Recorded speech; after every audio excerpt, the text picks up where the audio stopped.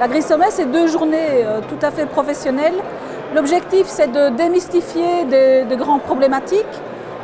C'est aussi surtout d'inspirer les agriculteurs, agricultrices, puisque en fait, finalement, l'objectif, c'est d'amener des solutions à plein de problématiques qu'on peut rencontrer tous les jours dans les fermes.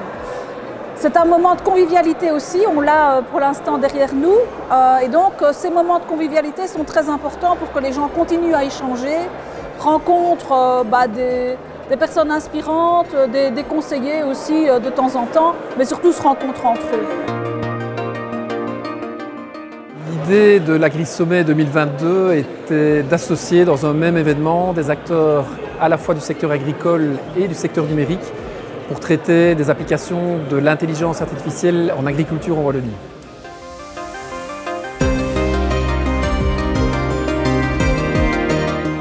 Alors ce matin, on m'a demandé de démystifier les concepts d'intelligence artificielle et de les contextualiser dans le milieu agricole. Et essayer de démarrer la transition numérique des exploitants qui n'auraient pas encore franchi le cap.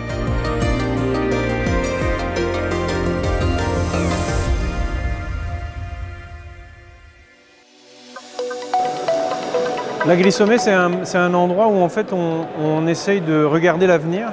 Je suis un passionné de l'Agri-Sommet parce que je trouve que c'est une occasion de regarder un petit peu dans quelle direction va l'agriculture. C'est un monde qui a toujours évolué depuis 12 000 ans qu'on fait de l'agriculture. Et je pense qu'il y a quelque chose de normal dans l'évolution de l'agriculture, ça fait partie de son ADN. La digitalisation a déjà un beau passé et certainement un bel avenir en Wallonie, donc c'est sûr et certain. On a la chance d'être dans un territoire qui est très propice au développement d'applications numériques et qui peuvent éventuellement, même certainement s'exporter sur les régions limitrophes.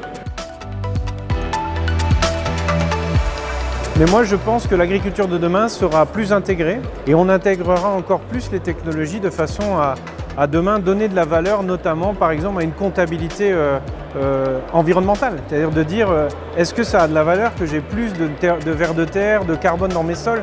Oui, j'ai un capteur qui le mesure et je suis en train de faire mon agriculture traditionnelle avec un capteur de carbone et de vers de terre et c'est ça le futur pour moi. Je pense que, en résumé, on ne fait pas d'intelligence artificielle sans avoir des données.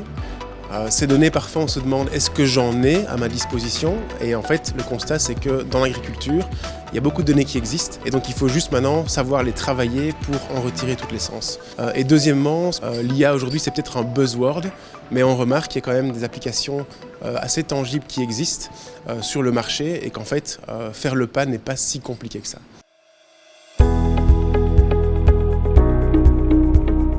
Alors aujourd'hui, l'agriculteur, c'est un des utilisateurs, mais ce n'est pas le seul. Souvent, les données que l'agriculteur a consenti à partager, elles sont utilisées par ses encadrants. Parce qu'il dit, voilà, toi tu t'occupes de cette partie-là, c'est toi qui regardes si ça va ou si ça ne va pas. Et donc, les données sont utilisées par plusieurs personnes en fait. Dans un événement comme celui-là, on est essentiellement avec des acteurs pour la partie agricole qui sont des encadrants, donc c'est des chercheurs, donc c'est des scientifiques, des agronomes, des conseillers, des développeurs. Et c'est extrêmement important qu'eux puissent rencontrer leurs homologues du secteur numérique pour pouvoir proposer ultérieurement aux acteurs de terrain des solutions qui répondent aux besoins de ces mêmes acteurs. J'invite les gens à venir et je pense aussi que tout ce qui est organisé par Digital Wallonia a un vrai impact en fait et que c'est une vraie opportunité pour tout le monde de venir, d'écouter et d'essayer après de se lancer dans ces nouvelles technologies.